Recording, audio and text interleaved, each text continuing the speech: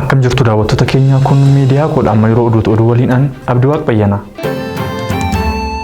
Akka lakkoofsa Itoophiyaatti bara 2013 irraa eegalee sirni gadaa manneen barnoota sadarkaa tokkoffaa keessatti kennamuu eegalaa jedhe biiroon barnoota Oromiyaa. Hoogganaa itti aanaa biiroo kana kan ta'an Dr. Galaanaan Gabre Mikaa'el waajjirri isaanii barnoota sirna gadaa sirna barnootaa keessa akka galu gaaffiin waggootaaf gaafatamaa ture amma furmaata argachuu BBC'f himan. Haala amma jiruun kitaabni barataa fi qajeelchi barsiisaa qophaa'u Dr. Galaanaan himaniiru. Gosti barnootaa sirna gadaa duudhaalee sirna gadaa keessa jiran hunda isaanii boqonnaa fi umuriin qoodee barattoonni akka irraa baratan gargaara jedhaniiru. Kitaabni barataa fi qajeelchi barsiisaa kan hanga kutaa 4 jiru xumuramuu fi kan kutaa 5 hanga 8 jiru ammoo barreeffamaa akka jiru himameera. Barnoonni haaraan kun manneen barnoota Oromiyaa keessatti afaan Oromoon barsiisan hunda keessatti akka kennamu Dr. Galaanaan himaniiru. Oromiyaan alatti ijoolleen afaan Oromootiin baratan kan Finfinnee jiran, kan Hararii jiran, kan Gambeellaa jiran, kan Benishaangul jiranis ni fudhatu jedhaniiru. Fuula durattis barsiisaa of danda'ee sirna gadaan eebbifametu barsiisaa jedhan. Barnoota sadarkaa lammaffaa keessattis gosa barnootaa kana galchuuf kan irratti hojjetamu ta'ullee ibsaniiru. Uummanni mana murtii irraa abdii kutannaan murtii mataasaa gara kennuutti deemaa jedhu Obbo Baqqalaan Garbaa. Seenaa keessatti manni murtii kabaja isaaf malu argatee hin beeku. Nuti asitti kan argamne rakkoon mana murtii akkuma jirutti ta'ee kabaja isaaf malu kennuufiidha.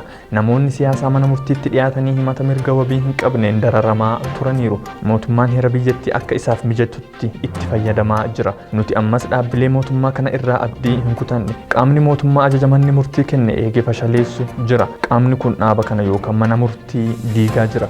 Uummanni mana murtii kana irraa abdii kutannaan murtii ofii isaatii gara kennuutti deema. Kun ammoo biyya diiga. Biyyoonni baay'een haala kanaan diigamaniiru. Manni murtii fi ajaji manni murtii kabajamuu qaba. Mootummaa kanaaf immoo ergaan koo seenaa keessatti uummata ofii hidhaa fi ajjeesaa mootummaan milkaa'ee hin jiru. Hidhaa fi ajjeechaa nurraa dhaabaa. Kan akka biyyaatti nuuf malu walitti dhiyaannee haasa'uu fi isa bade sirreessuu malee qulqulloota ajjeesuu miti. Kana ta'uu baannaan biyya keenyatu diigama. Mootummaan abbaa irree yeroo eeggata malee kufuun isaa hin oolu jedhaniiru.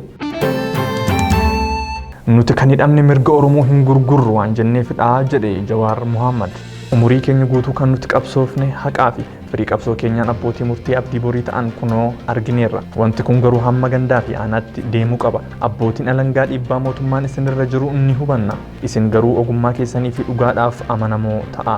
Dhiibbaa siyaasaatti bilisa ta'aatii hojjedha. Poolisoonni asiitii eegumsa nuu godhaa jirtan kabajaa fi eegumsa nuu gootaniif hedduu galatooma. Eegumsi kun garuu namoota akka keenya beekamtii qabaniif qofa ta'uu hin qabu. Warra mana hidhaa Oromiyaa guutuu keessa jiraniif eegumsaa fi kabaja kennaafi hin ajjeesinaa. Reebinaa nuti hidhamtoota siyaasaati. Kan nuti hidhamne garaagarummaa mootummaa wajjin qabnuuni. Namoota hidhuun ajjeesuunii fi biyya akka baqatan gochaa biyyi nagaan itti fuftee hin jirtu. Biyyoonni baay'een haala kanaan diigamaniiru. Nuti kan hidhamne mirga Oromoo hin gurgurru waan jenneefidha. Oromoo hidhuun jijjiiramni hin dhufu. Namoonni kuma dhibbaan kan biyya keenyaati baqachaa jiran sababni isaa hidhaa fi ajjeechaa as jiru irraa ka'eeti. Mucaa keenya Hacaaluu ajjeesanii hooggantoota hidhanii dubartoota keenya gudeedaa fi ajjeesaa biyya kan diigaa jirtan isin warra mootummaati. Mootummaan ni dhufaa ni darba. Biyyi garuu akka itti fufu yoo barbaadame haqa kabachiisa. Haqi aangawoota mootummaatiin oli. Koomishiniin filannoo naannoo Tigraay waraqaa filannoo kaleessa raabsuu eegale.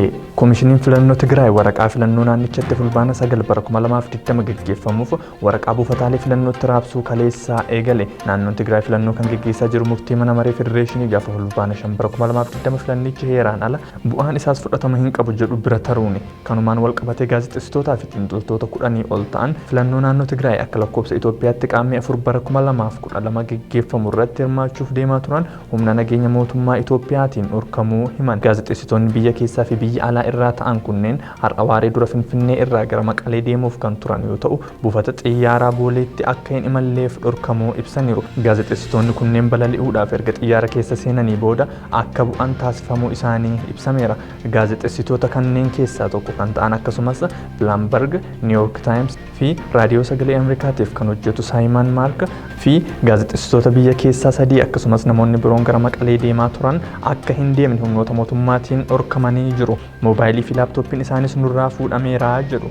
Imaltoota akka gara Maqalee hin deemne dhorkaman keessaa tokko qorataa dhaabbata idil addunyaa Crisis Group kan ta'e Wiiliyaam Daavinsan akka keessatti argamu ibsameera. Filannoon naannoon Tigraay gaggeeffachuuf jiru kun mootummaa federaalaa fi naannoo Tigraay gidduu erga madda wal dhabdii ta'ee tureera.